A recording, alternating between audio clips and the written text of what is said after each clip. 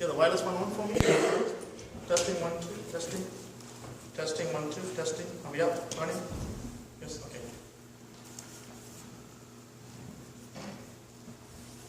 Alright, I was praying what to share. Each day I spend about 2.5 hours on the road. And so I just spend a lot of time praying in tongues and talking to the Lord. And lately I've been wanting to write an article, which I have the things in my head, but I haven't put down the words yet. For life after religion. For some people that were in religion, they come out of it. But then, when they were in religion, they were deceived by the enemy in many ways. Enemy deceived. And when they come out of religion, I see the deceptive things are there yet. And not according to God's word. The best thing is to go by God's word.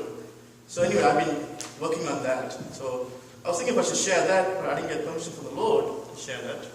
So I was praying, Lord, what do I share? And the Spirit of God was prompting me to look at this story in 2 Kings 13. Just turn if you don't mind. 2 Kings, I won't take too long, maybe 30 minutes. Stop. 2 Kings 13, 15 to 19. And when I looked at this story, I said, and I knew the story already from this passage, but I didn't know why I was being urged to look at this story. What's the reason? And it's like, I didn't want to really look at the story. I knew the story, but the Spirit of God began to speak to me after I looked at the story. 2 Kings 13, 15 to 19. 2 Kings 13, 15 to 19. Quick background of the story is there is Elisha, who's about to die soon, and there is King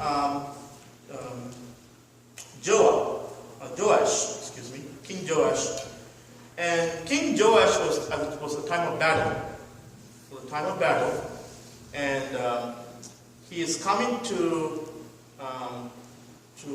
Elisha for help. Okay, and he's coming to Elisha for help. And let's read this quickly. 2 Kings 13, 15, 18. And Elisha said unto him, take bow and arrows. And he took unto him bow and arrows. That was King Joash. And he said to the king of Israel, verse 16, put thine hand upon the bow. And he put his hand upon it. And Elisha put his hands upon the king's hands. And he said, open the window eastward. And he opened it. Then Elisha said, shoot. And he shot. And he said, the arrow of the Lord's deliverance, and the arrow of deliverance from Syria. For thou shalt smite the Syrians in Aphek till thou have consumed them. Right? So there are Syrians. They are in Aphek at the moment, but they're coming against God's children. And Joash being the king, he was leader in fighting the Syrians. So Elisha said, you have shot the arrow, you're going to fight, you're going to capture the Syrians. Then, verse 18, he said, that is, Elisha said to Joash, take the arrows, and he took them, and he said unto the king of Israel, smite upon the ground, smite the arrow upon the ground. And he smote thrice, or 3 times, and stopped, and stayed. And the man of God was wroth with him, and said, thou should have smitten 5 or 6 times. Then hadst thou smitten Syria till thou hast consumed it. Whereas now thou shalt smite Syria but only thrice, or not completely. So I read this passage and I said, Holy Spirit, what do I get out of this? It's like, and I began to pray. And I felt prompted to look at this meaning of where the enemy was staying. That was Aphek. You see the name in the end of verse 17. The word Aphek in Hebrew, if you look in the Hebrew Bible, it means closure or fortress. It means fortress. And Syrians, it means the exalted ones. So I said, okay, Syrians mean, the Hebrew meaning of Syrians, if you look at the Hebrew Bible, means the exalted ones. right? And Aphek means the enclosure or fortress, right? So I'm thinking, what Spirit of God is going to speak to me from this? Before I share, I keep sharing. So here's a story about King Joash coming to Elisha, and Elisha telling, first shoot the arrow, he shot it. Joash shot it. Now the king said, smite the arrow on the ground. Smite it. So King Joash just went bang, bang, bang, and he stopped.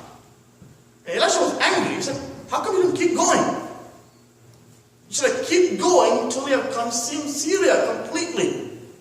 So in other words, Elisha knew that Joash had the potential to smite Syrians completely. Is that true? And Elisha was upset, he was mad, he was disappointed that Joash wasn't really aggressive enough.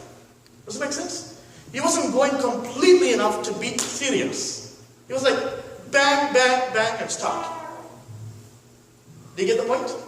That Joash should keep going, bang, bang, 7 or 8 or 5, whatever. Elisha said, you should have gone 5 or 6 times. Otherwise, you should have gone longer, you should have gone more. Should have gone more. Now, like the Syrians means exalted ones, right? And Aphek means fortress. So you have exalted enemies, or enemies who are exalting themselves are in a fortress. Okay? Where do you draw a parallel to this in the New Testament? Enemies that are exalting themselves are in a fortress. Where do you draw the parallel in the New Testament? How does it apply to us? Right? You turn to 2 Corinthians chapter 10. Are you all with me so far? Yes? Okay. 2 Corinthians chapter 10. I had never seen this before. Even though I read this passage a number of times, I had never seen it in this fashion. 2 Corinthians chapter 10, verses 3 to 5. Let's read from verses 3 to 5. For though we walk in the flesh, that means we exist in this body, we do not war after the flesh. We don't fight after the carnal reasonings, logics. We don't fight in the flesh. We don't fight with our body. We don't fight in the carnal way. Right? Verse 4, for the weapons of our warfare are not carnal. They're not natural, they're not carnal. But mighty through God. So pulling down strongholds, meaning they're spiritual. Verse 5, casting down imaginations. Okay, now, end of verse 4 we see about strongholds. Okay, stronghold against means fortress. Fortress, end of verse 4. Casting down imagination, and his thing, and every high thing that exalted itself against the knowledge of God. Every high thing that exalted itself. In other words, you're not exalting it. Every high thing is exalting itself. Do you get the point? That's what the Syrians is, the exalted ones. Every high thing that is exalting itself, you pull it down, you bring it down. Okay? So what are those things that are exalting themselves? It could be some evil thought patterns that are going through your mind. Okay? These strongholds are something that could be in one's mind. You see constantly about imaginations, thoughts, thinking in those passages. The stronghold is a fortress, and it's in the mind, and even a worry can be a fortress. And even though you don't want to worry, that worry is exalting itself. It doesn't stop you from worrying. Is that true? Or fear. You don't want to be fearful, but it just is fearful. Every high thing that's exalting itself against the knowledge of God, against who God is, against knowledge is fear, worry, anything, unbelief, anything things that are troubling there, or judgmental spirit, critical spirits. These are fortresses, or one fortress, and the enemy is hiding up there. You have the potential, because you are a son of God, you're a child of God, you're a daughter of God, you have the potential to bring them all down completely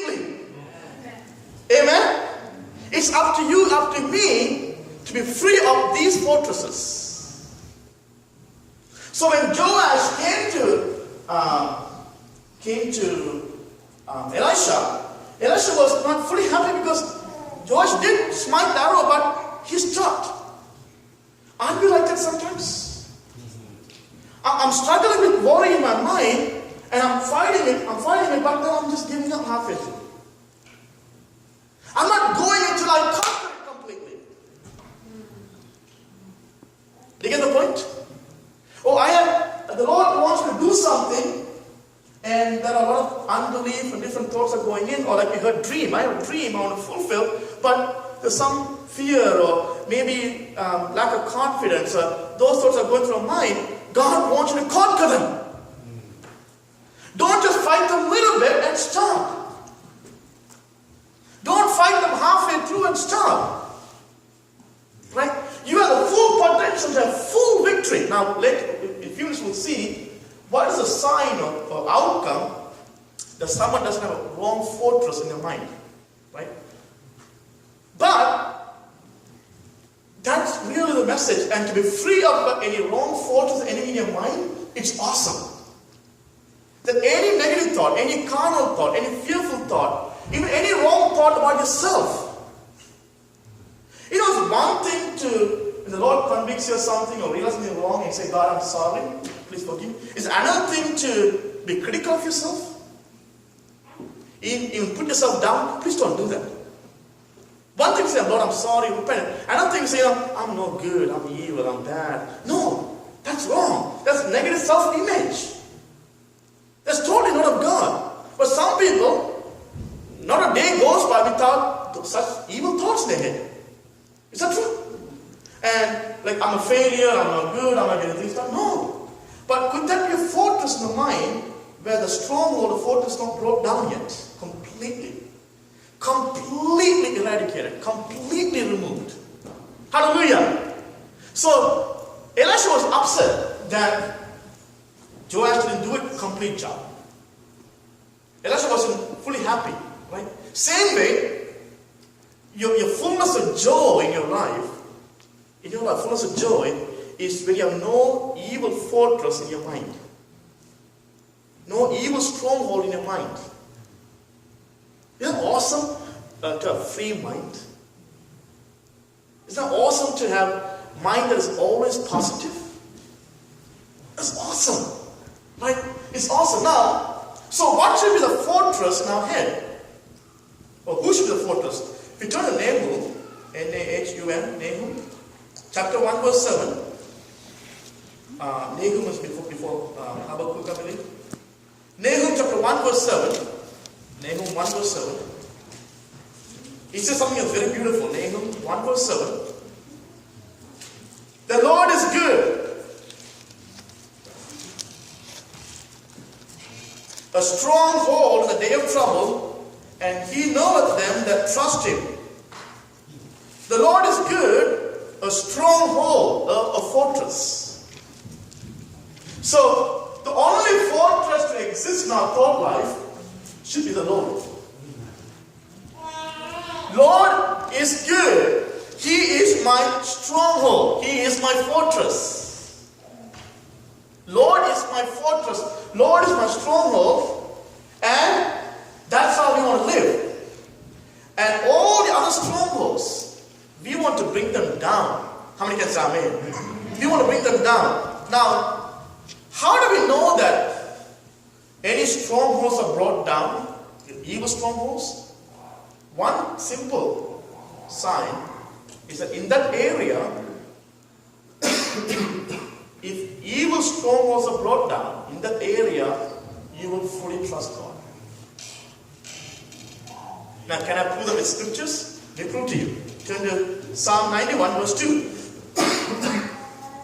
Psalm 91, verse 2. In that area, you know the stronghold of the enemy is brought down. So there are two strongholds. There are strongholds, plural, which is enemy stronghold in the mind. And the Lord wants to be a stronghold in your mind. Just like there are two kingdoms fighting, there are two fortresses wanting to drain your mind, your thinking. Right? Psalm 91, verse 2. Psalm 91 verse 2. I will say of the Lord, He is my refuge and my fortress, stronghold. The Lord is my fortress. Hallelujah. For any particular area, you can say about the enemy, the Lord is my fortress. Lord is my fortress. And my God, in Him will I trust. Because fortress is safe. Fortress is secure. Fortress is strong. One evidence, one proof that in a particular area that enemy is not having stronghold in mind is that the Lord is a stronghold. You can easily, peacefully trust God. If you're troubled about a particular area, there might be strongholds in mind by the enemy. Okay, I'm not talking about your spirit. Your spirit is perfect, born again, awesome. Right? I'm talking about your mind. Right? Your mind. And I would say the Lord is of course pleased with you because He is joined to you, He is one with you. But in practical sense, right, He is happy, He is pleased with you, don't misunderstand me. But in practical sense, He is not fully pleased if you don't conquer it completely. But just like Elisha wasn't completely pleased when Joash didn't go with full aggression, bang, bang, bang, bang. Completely remove it.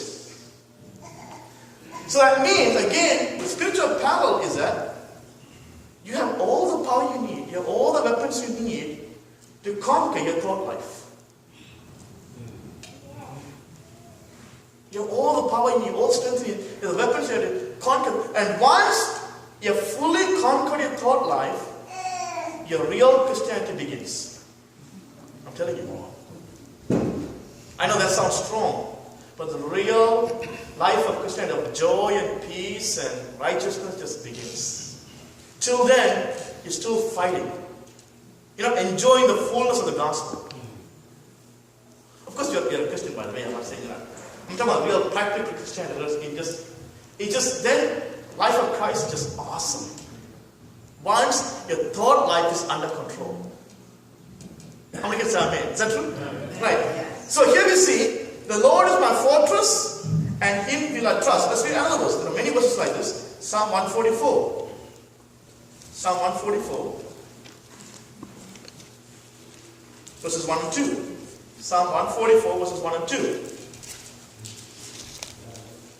Blessed be the Lord, my strength, which teacheth my hands to war and my fingers to fight. Psalm 144 verses 1 and 2. Verse 2. My goodness and my fortress, my high tower, and my deliverer, my shield, and He in whom I trust. Now, trust is different from faith. How is it different? Faith is a noun, trust is a verb. Right? Faith is a noun. We all have faith. We are here because we have faith. We won't be here otherwise we don't have faith. We all have faith. Right? Trust is something is practical. It's a verb. It's an action. Is that true? As we heard, not to rely on ourselves, but to trust God. Now, whatever you dream that you have from God to accomplish, or whatever God wants you to do, whatever you'll find that enemy will be good at building stronghold in your mind. Especially the bigger your dream is, bigger your goal is, bigger that you want to do something for God, or with God, through God, by God, enemy will be good at building a stronghold in your mind, and you're just going back and forth, back and forth. You're going back and forth. And at times you're attacking it, and I've got to conquer this, I shouldn't think like that. And yes, for a moment you conquer it, but afterwards you just go down thinking that same way again. And you're like, I don't know what to do. I know the right thing to do, but I'm not sure. Maybe, I'm not sure. Look how, you get the point? You know, that's because, that's why Paul said, what call this? Let's bring down the strongholds. Cast them down. Bring them down. That means you have the weapons to bring them down. And my exhortation is, don't take it easy and bring them down. Do it. Do force, full strength, full energy. Right? Now, don't expect God to do it for you. Weapons of our warfare are mighty through God. God has done everything He needs to do for me. That's my understanding. God has done. God is good. God is perfect. God is love. God is awesome. I bless Him. I praise Him. He has done everything He can do for me. I have no complaint against God. Zero. Right? Now I work out what God has worked into me. I'm blessed. I'm blessed. I'm blessed with all the spiritual blessings. Right? Now as I walk in the blessings, I'll see God's blessings manifesting. As I walk in the gospel, I see God's blessing coming to pass in physical sense, in real life. Amen? I'll see God's things coming to pass. But enemy will be good at, he's tricky, he wants to build strongholds in the mind, and because very begins in thought, and put fear, doubt, unbelief, lack of confidence, negative self-image, worry, heaviness, sadness, discouragement, depression, hopelessness. And finally, whatever that you dream that you want to do for God, with God, doesn't get done. It's like, it seems way too out of reach. It's like too big. Maybe I'm not good enough, I'm not strong enough. Those are lies. You are good enough, you are strong enough.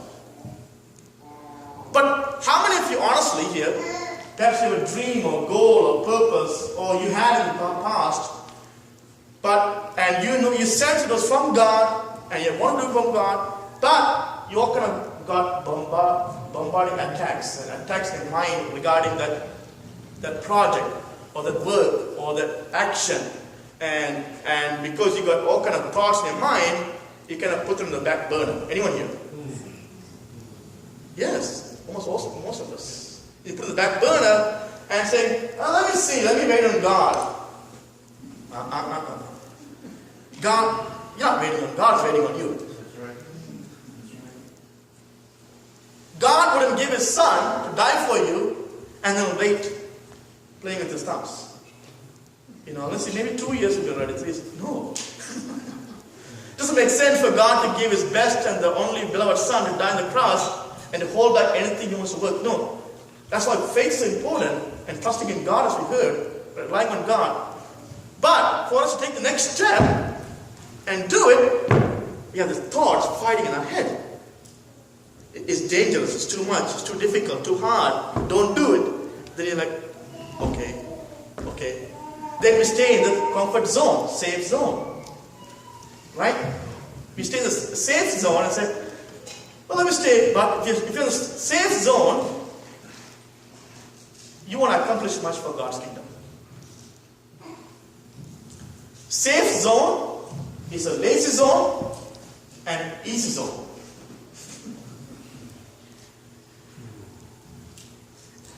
It's a lazy zone, easy zone. I'm just comfortable, just me and my family. Just I come to the meeting and just go, I'm here.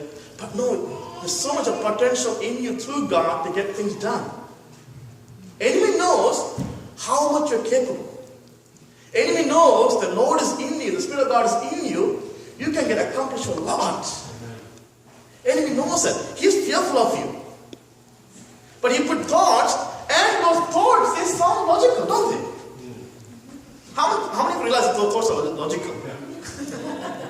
Yeah, they kind of make sense, logical. But you know, faith is about logics. Faith is about logics. Yes? That's why in that story there, the first time he told him to shoot an arrow, right? No big deal. Right? That makes sense. Right. But to take the arrow, strike the ground with it, that makes no sense. Exactly. So why would I do that more than 3 times? That's just dumb. Exactly. Good point, yeah. You know, arrow on the ground, they don't go together. Arrow and shooting, they go together. The arrow on the ground, they don't go together. Good point. Arrows don't go on the ground. Arrows don't beat the ground. What is Elisha talking about? You see how the mind is dying and whatever it is. But Elisha wanted to see his gut feeling. His inner core aggression. His inner core desire. Elisha wanted to see that. Elisha was testing him. Right? So he out of obedience says 1, 2, 3 and stop. I did my job. But I said, no. You missed the point. You think you did the job? You missed the point. You were not aggressive. You were not forceful. You were not acting out of your strength. You were not going full-heartedly. You were not going with complete understanding of God's ways. You just half-heartedly did ask to do it and then stopped. Maybe you should understand what he was asking. It's like, is this old man out of his mind to ask me to smite the ground with the arrow? Right? But again, that tells a spiritual lesson is whatever that your calling, your purpose, your dream, your desire, right? Each one of you, you're special. I know from the depth of my heart, you're special. Right? You're awesome. I look at you, each one as special, beautiful child of God. That's what I look at. Nothing evil for each one. There's nothing but good. I know it's good. Your potential. But enemy, I'm afraid, I'm concerned, is making you think otherwise. Making you think otherwise. And you're not realizing his enemy putting those thoughts. You might think it's me thinking those thoughts. But you know, and then the more you let those thoughts are exalting itself. It's just going to increase. Let's read the verse again, 2 Corinthians 10. It says, verse 5, 2 Corinthians 10 verse 5, and casting down imaginations and every high thing. Again, the Syrians means high thing. Exalting. Every high thing that exalted itself. Because it's there, it's exalting itself. You're not exalting, of course. No one's exalting fear. No one's exalting unbelief. No one's exalting sadness or worry. It's exalting itself and it's taking fortress in the mind, and it can keep your thought life captive. And if thought life is captive by the wrong fortress, then life can be captive by the thought. Because you are what you think in real life.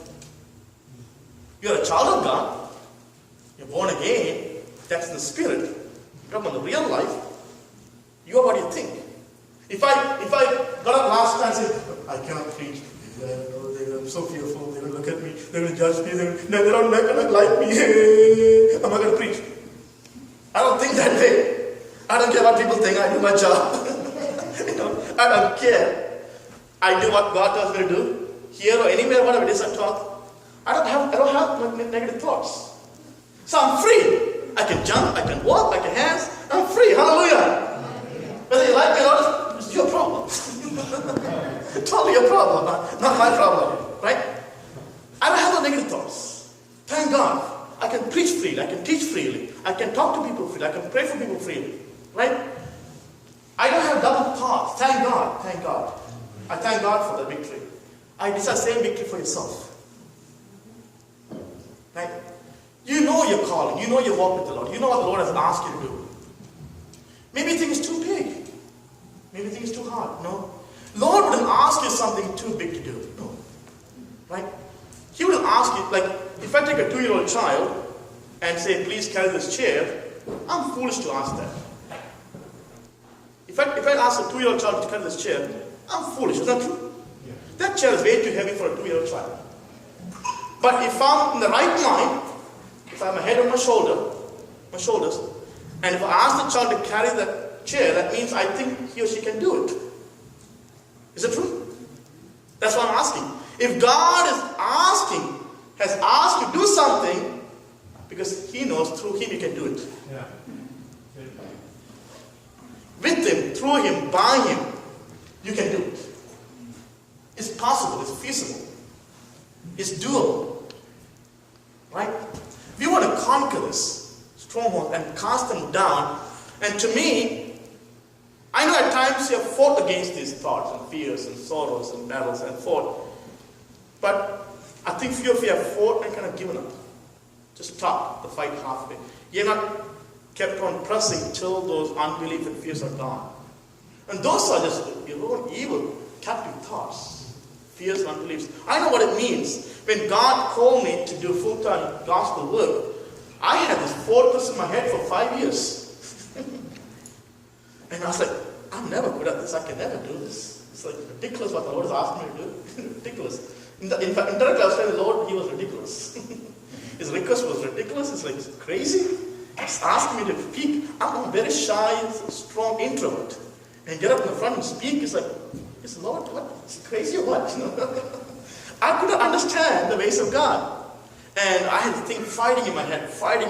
I'm not good. I cannot do it. It's hard. And finally, by the Spirit of God, I just began to pray in tongues. No one taught me this. Pray in tongues and began to take captive of those thoughts. And fight them off. Till I said, you know what, through God, I'm doing it. And when I quit my profession, working with robotics, I faced opposition like anything else. I won't get to the story now. But, and here I am after 18 years, still doing the gospel work. Hallelujah. God is good. He can do it. He can do it. And God is there to help you completely. He's at the backyard. He's already there to back you up completely. But He's waiting for you to understand that it's your responsibility to take hold of your thoughts, put them under your feet, and move forward. Right? Again, Psalmist said, the Lord is my fortress, my high tower, my shield, in whom I will trust. Trust and fortress, they go together. So trust is the evidence that the enemy's stronghold is absent in your mind. Enemy's stronghold is absent in your mind. Because if the enemy's stronghold is still present, trust is very difficult. Again, trust means practically doing it, living it.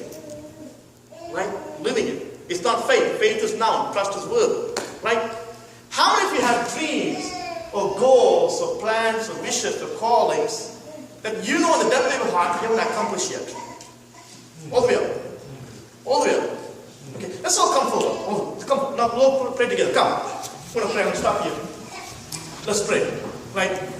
And you know those thoughts are coming against you. Let's all come together.